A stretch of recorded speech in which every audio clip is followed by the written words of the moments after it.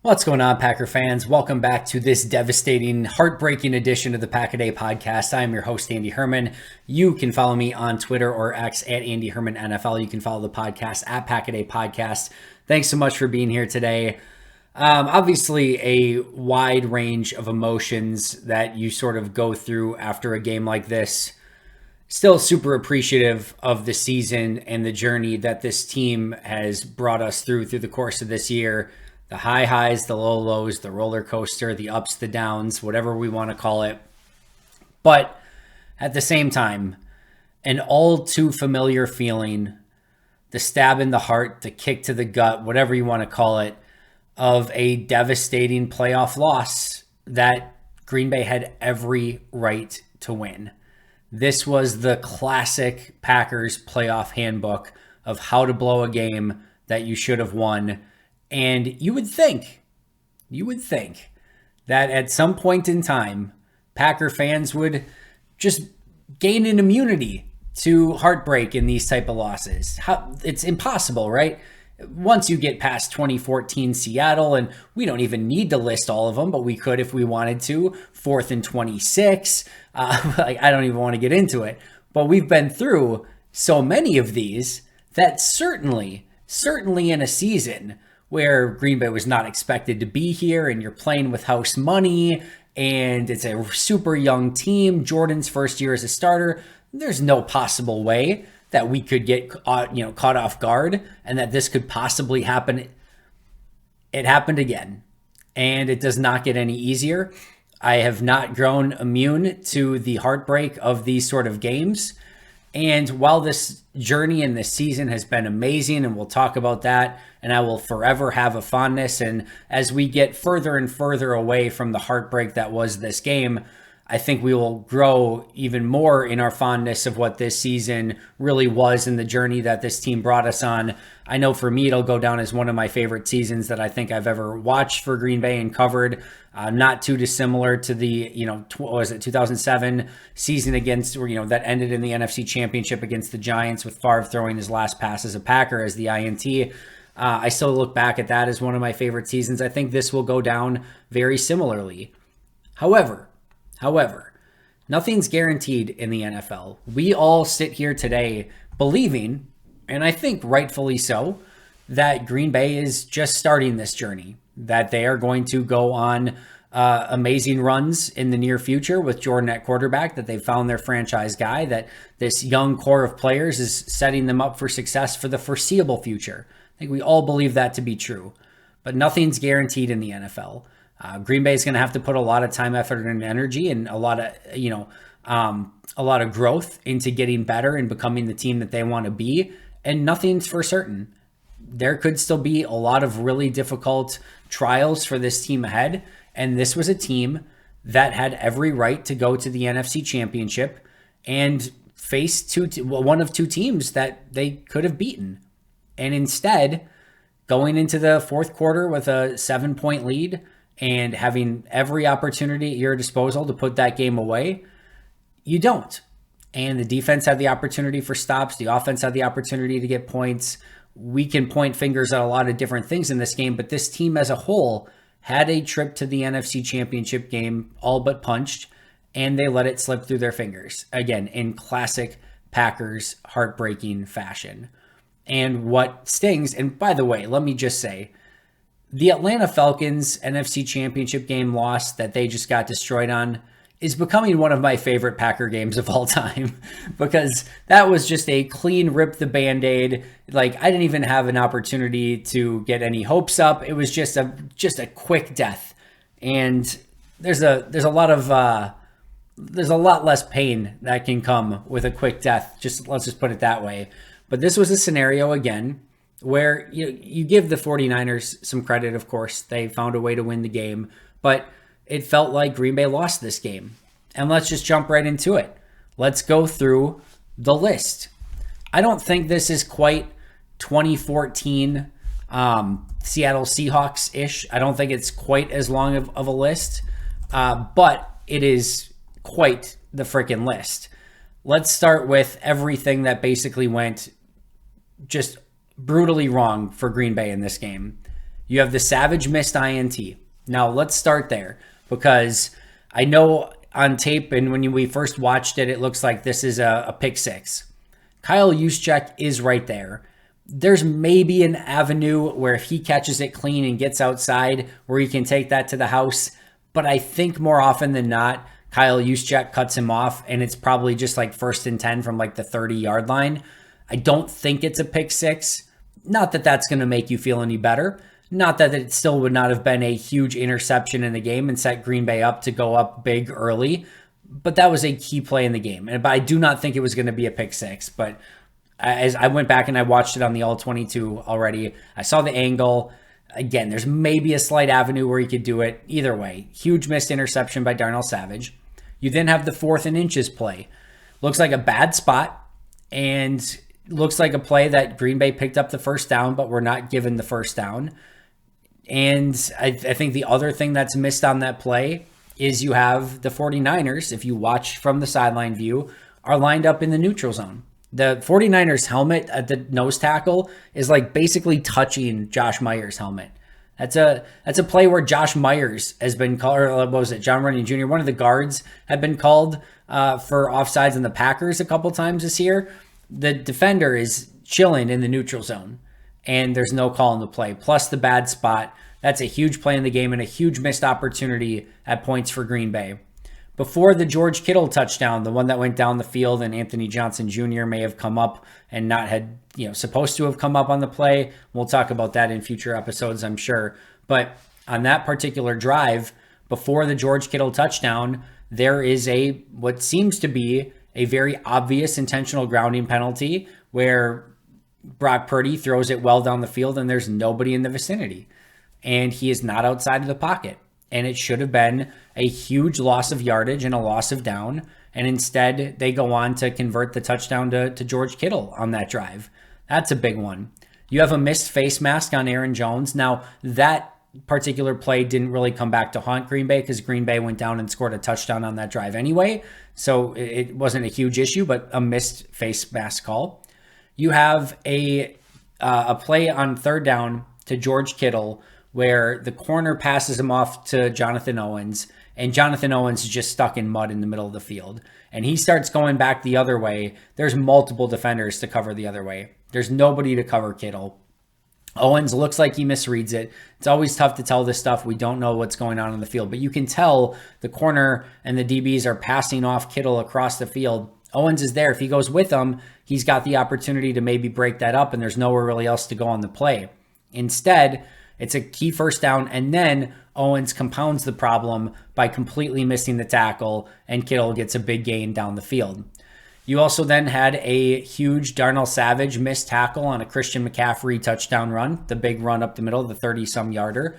This is a play we should dive into a little bit deeper. There's so many things that are going on this play. The first one is, I know people have pointed out, the play clock's at 0. All right, we've been through this a million times, but how this operation works is the referee is looking at the play clock and he'll see it go to 0, and then he'll look down, and there's that momentary lapse between looking at the play clock, looking down, and then as he looks down, if the ball's like immediately snapped, they're not going to call a penalty on that ever. Aaron got away with that forever in Green Bay, especially with all the times that he brought the play clock down to 0. If anybody should know how this works, Packer fans should know how this works from all the times that Aaron brought it down to 0 and then got an extra tick and then got a playoff. That's just the operation of it. It's 0, an extra tick, and then if it's not snapped yet, then they throw the flag. This was well within the range of 0 looked at. By the time you look down, the play was snapped. I have no issue with that not being called a delay of game in that situation. Remember too, remember the purpose of the play clock. The purpose of the play clock is just to keep the game flowing. It's not necessarily, you're not trying to penalize teams. You're trying to keep the game flowing so that you don't end up with a 4-hour game. So the purpose of it is just to simply keep the game flowing. So the funny part of it is if they throw the penalty in that situation, you're actually making it so that the game is going slower. You're stopping the clock, you're throwing the flag, you're calling the penalty, you're getting everyone back. So if you see it go to 0, you get the eyes down and it's immediately snapped. As a general rule of thumb, I like the way that rule is set up. You don't necessarily want stops in the game, so I'm fine with that. They're not going to call that, and it's a non-issue for me. There are 2 other things that happen on this play. The one, Darnell Savage completely misses the tackle. We talked about tackling all week long, and unfortunately, this is just not a team that's very good at it. And a team going against a team that's extremely great at breaking tackles, you can have some issues. And this is a play where Savage has him dead to rights, middle of the field. And it's going to be one of those plays where it's probably, an 8-9 yard gain. And instead, it's a 30-some yard touchdown. The other thing that we need to talk about here is Jonathan Owens is coming across with an opportunity probably to make a play on CMC. And he gets pushed in the back. Do I really expect that they're probably going to call that play in that situation, especially when there was a Packer there to make the play and he just missed it? I don't think that gets called more often than not. And if it was the other way around and a Wicks or a Reed or someone gives someone a shove in the back and Aaron Jones made that amazing run, I think people would probably be upset on the flip side if that's called. Could it have been called? Yes. By the letter of the law, was it a penalty? Yes. The bigger thing to me on that play, not the play clock going to 0, could have probably called the block in the back, but the bigger thing for me is Darnell Savage just missing the tackle. It has to be made. It's completely, and I trust me, I get Christian McCaffrey, best in the league. He does this to a lot of people. It's a playoff game. You got to find a way to get him to the ground, or at least hold him up where people can rally to you and help you get him down. He just misses on the play and it ends up being a huge touchdown. All right, that we're still like midway through the list. Keyshawn Nixon with a missed INT.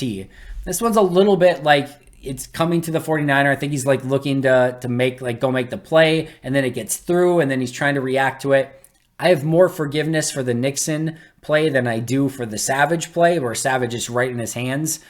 With Nixon, the other thing here too is while he had like the opportunity, I think, to pick that off, it does end up in a turnover on down, not turnover on downs, but they have to punt the ball away anyway.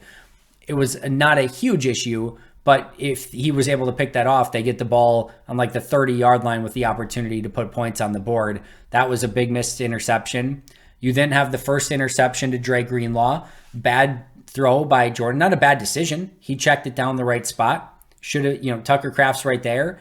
And instead he throws it far and wide, or high and wide. And Kraft tips it up. It's a little bit of a bad throw, but also some bad luck where it, of course, bounces directly in the hands of Dre Greenlaw. That's another one. You have the Love Jones missed third down opportunity where Jones is coming across and Love has the ability to dump it down to him. I think he's expecting Jones to settle down, and instead Jones kind of keeps going. So Love throws it behind, Jones keeps going, and it's just a misconnection. On that particular play on a huge third down, Green Bay had to punt because of that. You have the Juwan Jennings play on a 3rd and 10 where Brock Purdy's got insane pressure in his face. Keyshawn Nixon's under the throw. Anthony Johnson Jr.'s over the throw. Carrington Valentine is just to the right of the throw. Like if that thing goes any other place, if it's a tiny bit high, picked by Johnson. If it's a tiny bit low, picked by Nixon. If it's a tiny bit right, probably picked by Carrington Valentine. Instead, he layers the ball perfectly with pressure in his face completely. And it's a beautiful throw and it's a beautiful catch on a key third down. It's just one you have to tip your cap, but it's one of those like unbelievable ones of like, did that just happen? You then have, of course, the missed field goal by Anders Carlson. More on that in just a moment. You have on the final drive of the game, I think one of the biggest plays of the entire game is a 3rd and 5. And that's the one to Brandon Ayuk. And listen, Keyshawn Nixon has beautiful cover, as good a coverage as you could possibly imagine for Keyshawn Nixon on Brandon Ayuk in the slot. And he's got great coverage. Ayuk comes open, Purdy throws it low, and Ayuk is just able to go get it, and Nixon is just a fingertip away. Would have been a really interesting decision for the 49ers. It would have brought up 4th and 5 if that's incomplete. They're around their own like 45-yard line, and there's like 3.5 minutes left in the game. My guess is San Fran goes for it, but that's like almost like a do or die for San Francisco.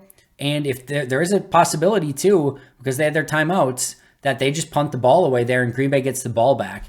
it would have been a really interesting decision, but that was a huge, huge play by Brandon Ayuk. And again, Nixon is right there.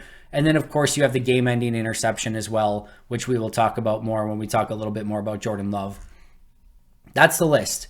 Savage missed INT, 4th and inches, intentional grounding, face mask, missed pass off on Kittle on 3rd down, Savage missed tackle on CMC, Keyshawn Nixon missed INT, interception to Greenlaw, Love Jones missed connection, Jennings with the crazy play, missed field goal, Brandon Ayuk with the crazy play, game-ending INT. That is a heck of a list. And some of those are tip your cap to the 49ers. Some of those are officiating based. A lot of those are just Green Bay missing out on opportunities to go make plays. But that is a heck of a list of a game-changing type of situation for this entire team and game and how this could have gone one way or the other. All right, let's talk about late in the game.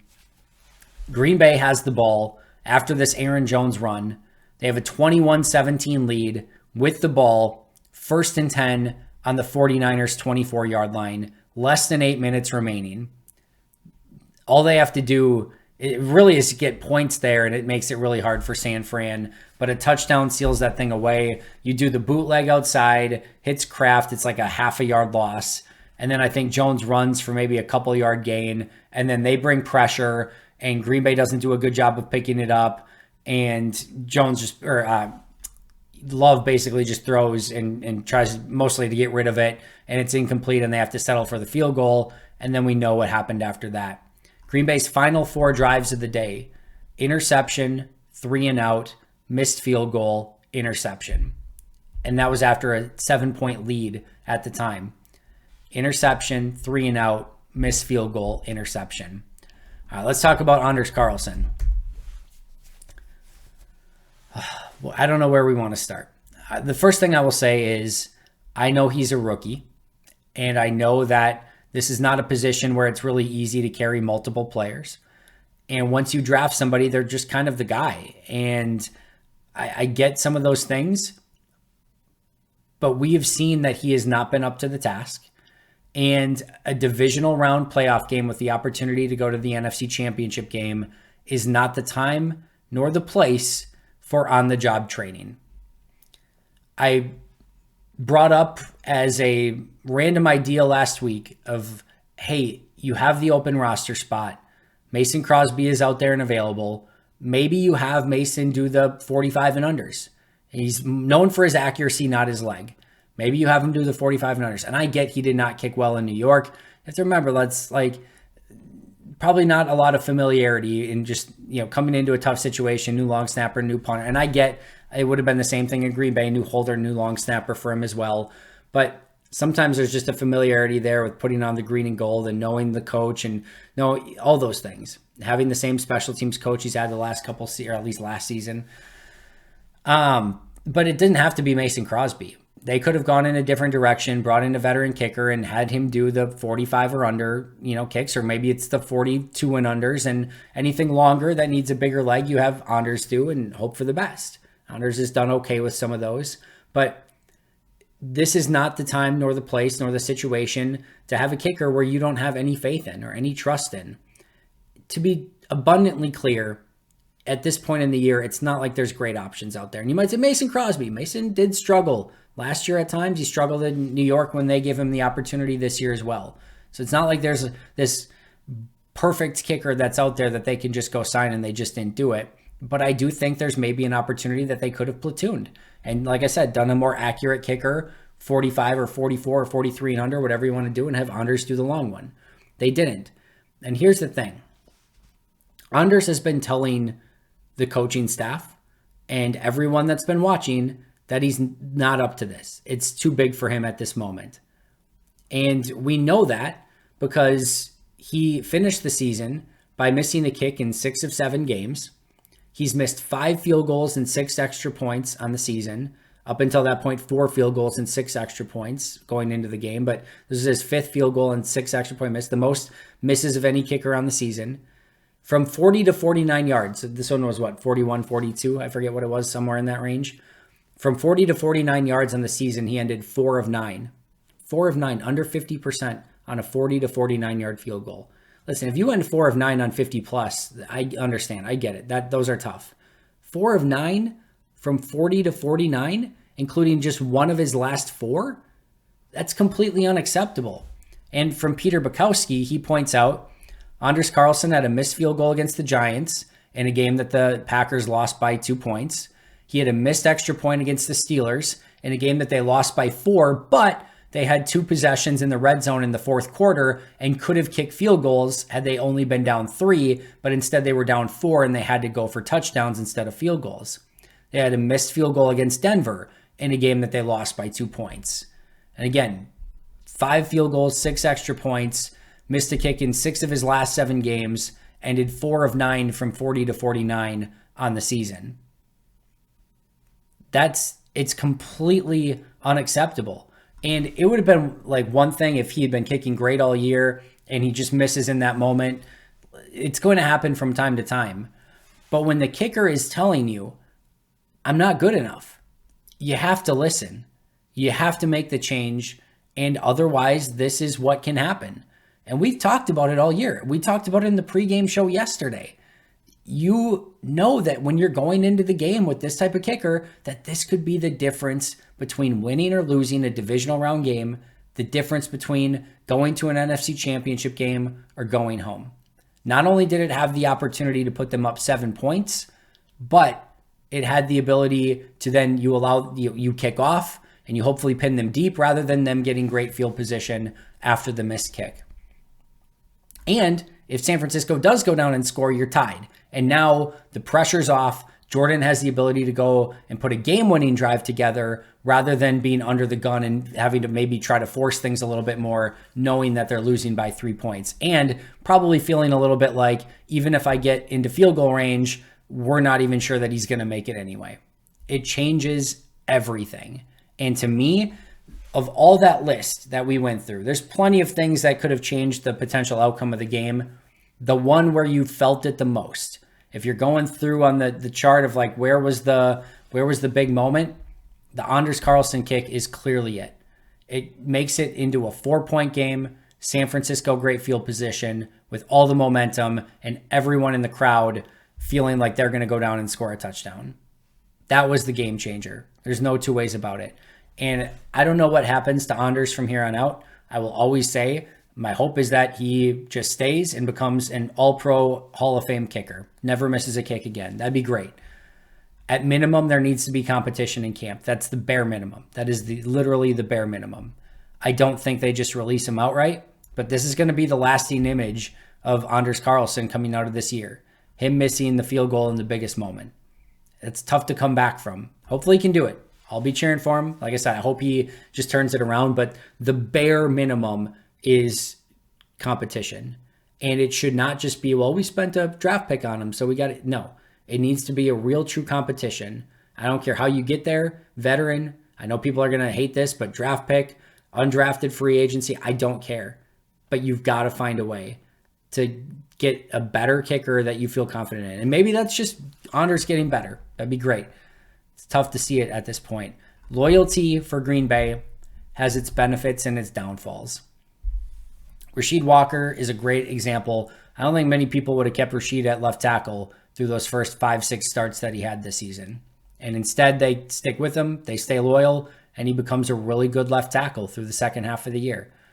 Green Bay's had a multitude of stories where they've stuck with players. Mason Crosby had these same sort of situations come up in his career. They stuck with him, and it paid off far more often than not. There's loyalty moments that have paid off huge for the Packers. But at the same token, you've had Amari Rodgers situations. You've had Mo Drayton situations. You've had coaches, coordinators, players that they've held on to for far too long. And it has come back to haunt Green Bay. And it feels like Anders Carlson was one of these situations when everyone in the media is asking Matt LaFleur and Rich Bisaccia constantly about what's your faith in Anders Carlson. And we've seen the inconsistencies from day one, from OTAs, mini camps, training camps, preseason, regular season, playoffs, the entire year. This did not alter. There were times where it got better. There were times where it was worse, but we saw inconsistency all year. Anders told you who he was. You ignored it. You stuck with it anyway. And instead of getting the return on investment for your loyalty, you got the worst thing, a loss in a divisional round game. Is this all on Anders? Clearly not. We just went through the whole list of things that could have gone differently. It's one kick in the game, but the margin for error in these games is nothing. And like I said, if I had to circle one on the list that I felt like really changed everything, it was the Anders play. But we'll see. We'll see what happens from here. We'll see if they move on. My guess is there's competition, and may the best man win in training camp next year. Jordan Love in this game, 21 of 34, 194 yards, 2 touchdowns, 2 interceptions. Not his best day. I think if he could have this game back overall, he would love to have it back. It never really felt like he got in a great rhythm in this game. There were a couple magical Jordan Love throws that we've now become accustomed to.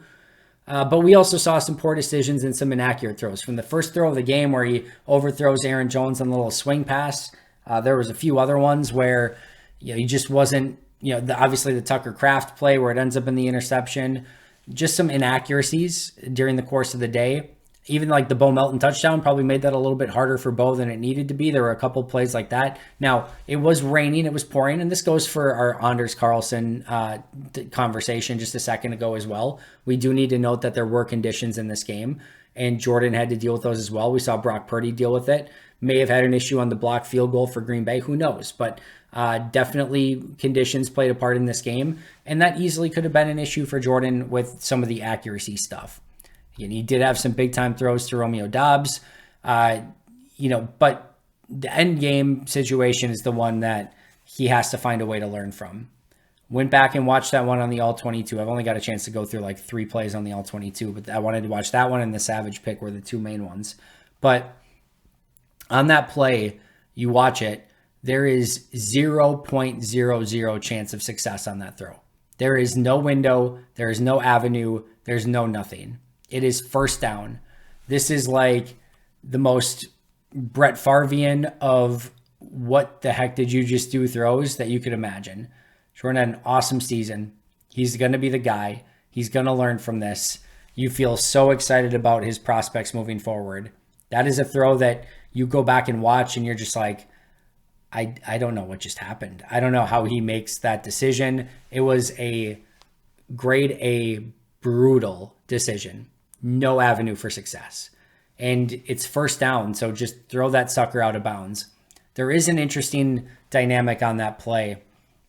Aaron Jones comes in, chips on the play. And as he's chipping on the play, usually what happens on these plays, the 2 players come in and chip, there's 3 guys going in deep routes down the field, and then the 2 players that chip go out in the flats, usually, and give themselves up, or like they open themselves up for a check down. Jordan's rolling right. Jones comes and chips. And as he's looking like he's ready to go out in his check down, he stumbles. And part of it's due to the contact. And it almost looks like maybe he gets a little bit banged up on the play. But instead of going out on his route, he sees Jordan running around. So Jones comes back and tries to block Nick Bosa, but has no angle on Bosa. And Bosa just gets to the quarterback anyway. If Jones goes out in the flat, I think Jordan just hits him in the flat because there's nobody there. He probably picks up about 8 yards, maybe 10 yards, and they probably have to call a timeout, and the drive continues. Instead, though, you've got this weird play where he stumbles out of it and then tries to block instead of going out for the pass. If he goes out, there's nobody there. Nobody there. And when you go back and watch it, for those who are thinking that Jordan just should have ran, he had no opportunity to run. The only option on that play, based on how it developed, was throwing it out of bounds. That was the right play. There was nobody open downfield. Watson was basically, Dre Greenlaw intercepted it from another 49er who would have intercepted it, or at least had a really good chance to intercept it if Greenlaw did not pick it off. And there's another player that's driving on it that would have had a better chance to get to it than Watson, I think. And I think the only reason that he didn't have the opportunity to make a play on the ball is because his 49er teammate was in the way. That's like the 4th person that has the opportunity to get to is Christian Watson. There are 3 49ers in the path of chaos before it would get to Watson. 0.0% chance for success.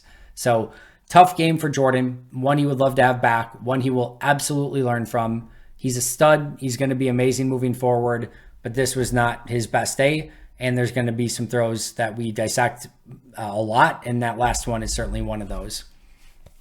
Let's talk about defense for a little bit. It's an interesting day for the defense. They get no turnovers. They have 1 sack, 1 tackle for loss, 2 pretty big missed interceptions. They did hold San Francisco to only 7 points at half. The blocked field goal kick before half certainly helped with that a little bit. Would have been 10 otherwise, but they hold them to 7. There was the opportunity in that game where it's San Francisco ball 7-6. There was 4 minutes left in the first half, and then they get the ball in the second half. And you're thinking, man, San Fran could go down and get 2 touchdowns, and this could be a 21-6 game by the time Green Bay gets the ball back. And their defense balled out and got 2 stops, and Green Bay got the ball back down only 7-6. So there's no double dip. Not only is there no double dip, they allow 0 points on those 2 drives. The field goal that they end up allowing was off of the Jordan Love interception, the first one, and the defense only allowed 14 yards on that drive. So it's tough to pin those 3 points on the defense. They forced the 49ers to punt 4 times, including 2 3-and-outs. They held them to 24 points total. Again, 3 of those tough to blame, because of the offensive turnover. However, again, 2 dropped, especially the 1 big dropped interception by Savage. A huge missed tackle by Savage in the open field on Christian McCaffrey. Looks like a miscommunication on the touchdown to George Kittle, right? It looks like Anthony Johnson Jr. is supposed to stay back, and instead he jumps up on Ayuk. And then when your defense and your team needs you to get a stop to win the game, they couldn't do it, which has been an issue for this defense all season long. Listen, I actually thought that this was a good game plan and a really good effort by Joe Barry. It's not his fault that Darnell Savage drops a pick. It's not his fault that Keyshawn Nixon has an opportunity to come up with a pick but doesn't come up with it. It's not his fault that Darnell Savage does not tackle in the hole and allows a huge touchdown. It all goes up to Joe Barry when it comes to the defensive side of the ball. And those are things that they need to be better at. And I am not granting amnesty here to Joe Barry. I am not saying that he was this great defensive coordinator that they can't let go. We'll talk about Joe Barry a lot in the next few days. I talked about him on the live post-game show if you want to go back and listen to that. We'll get there. It's an interesting conversation. It sounds like his contract's ending, which does change the dynamic a bit of it's not like you're firing him, but you also have to make the decision. Do you want to sign that guy to a new contract, or do you want to go and look at a Wink Martindale or some of the other really good defensive coordinators that are out there? Those are things that Green Bay's going to want to answer. But I do think that over the course of the past 4 games, this defense has been better. I do think there's ways that they need to upgrade the talent, especially in the secondary, especially at safety. I thought Joe Barry did a pretty darn good job in the last 4 games of the season. Is that enough for me to be like, yep, sign him back up? Probably not. But there was definitely some signs of growth on the defense. I do think, though, when you had the opportunity to get the stop, you couldn't get the stop. And that's just what I'll say about the defense at this point. Some really good stuff in this game, some really bad stuff in this game. And that's sort of the theme of this for offense, defense, and special teams. Offense, they're going to go back and watch the tape and see some really amazing stuff that they did. They're going to go back and watch the tape and be so ticked off of some of the stuff that they left on the field. Same goes for the defense. Same goes for the special teams. Some good, some bad, some ugly. All things that they're going to wish, a handful of things that they wish they could have done differently and had back, but they don't. And we all know how things ended up. Special teams, same sort of story. Huge play on the kick return by Keyshawn Nixon, but then he fumbles. But then Eric Wilson picks it up. Huge play by Eric Wilson. That's a huge play in the game. That's a huge kick return that sets up the Packers offense for success. You have the blocked field goal at the end of half. That's a huge play in the game that gets the sort of the momentum back and forces the 49ers to go without points at the end of that. They had 7 up until that point, but no points before halftime. They also pinned San Francisco deep on a kickoff, like inside like their own 15. But you also had a missed field goal by Anders Carlson that completely changed the game. So some good from the special teams, some really bad from the special teams. Sort of the theme from the day in all 3 phases. All right, safeties. All season long, well, let's just take this journey really quick. Beginning of the year, I said I thought the safety room was not only the worst positional group on the team, thought it had the ability to be the worst positional group in the league. Darnell Savage was coming off a really bad season. Jonathan Owens was coming off a really bad season. Rudy Ford actually coming off a decent season last year, but you didn't feel great about him being like the number one guy or anything like that. And in fact, it ended up being Rudy Ford, who basically didn't really play much this year at all. And then you had Anthony Johnson Jr., a 7th round pick. Tough to be, super excited about that. And I just didn't think it was going to go well. And to be fair to most of those guys, it was fine. It wasn't good, wasn't bad, wasn't ugly. It was fine. Slightly below average is what I would say. But for a room that I thought was going to be one of the worst positional groups in all of football and the worst on the team by far, they played fine. And more often than not, it was not the safety group that was either winning you games or losing you games. They were just sort of there. And that is actually an upgrade from what I expected. You go back to last week and Darnell Savage had one of his best games of his career, and his play in that game completely helped them beat the Dallas Cowboys. And we gave Darnell his flowers last week, and it was a really good week. But this is the issue with Darnell Savage. One week he can look like a superhero, and the next he looks completely lost and has a terrible game. The safeties were pretty brutal in this one. Savage drop pick, Savage missed tackle. Owens had multiple missed tackles and that huge missed pass off on the play to Kittle. Anthony Johnson Jr. looked like he made a mistake on playing deep on his side of the field. If it wasn't him, it's then Savage one-on-one with Kittle, and Savage then did not play that well. Either way, a safety is involved. Owens, Anthony Johnson Jr., Darnell Savage, really, really tough game. Savage and Owens made a couple plays late in the fourth quarter, but it was too little. Owens also on the final touchdown missed the tackle on Christian McCaffrey. Him scoring on that play was probably a good thing. They were going to score anyway, and you didn't want to lose any more timeouts or take any more time off the clock. So it probably was like a blessing in disguise at the time that he just scored there, and you had plenty of time to go down and go get points. But we know in hindsight that didn't happen anyway, and that was a huge missed tackle there too. Rough day for the safeties. The Zach Tom injury I thought was another key in this one that we haven't discussed yet. The final 4 drives, as we mentioned, were interception, 3 and out, missed field goal, interception. A lot of that, all of that Zach Tom was out for. I don't think that that's necessarily a coincidence. He's a super important player. You have Yosh Nijman in his place going a lot against Nick Bosa, and that was not an easy matchup for Yosh. Not excusing it. Yeah, obviously the 49ers were without Deebo Samuel. So injuries played a part for both teams, but I do think Zach Tom being out really hurt this team.